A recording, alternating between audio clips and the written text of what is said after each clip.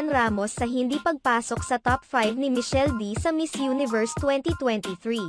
Hindi nasiyahan ang aktres na si Rian Ramos sa naging resulta ng katatapos lamang na Miss Universe 2023 sa El Salvador. Hinirang bilang 72nd Miss Universe ang pambato ng Nicaragua na si Shanice Palacios nitong Linggo, November 19, 2023. Samantala sa isang Twitter post ni Rian Ramos, hayagan niyang ipinahayag ang kanyang pagkadismaya sa naging resulta ng pageant. Makikiya sa Twitter post ng aktres ang katagang something na sinundan ng 3 emoji ng isda. Maaring may interpret ang post ni Rian bilang something fishy, expression sa tuwing hindi kumbinsido ang isang tao sa mga pangyayari sa paligid. Maaring rin itong ekspresyon ng pagpapahayag ng pagdududa sa mga bagay-bagay.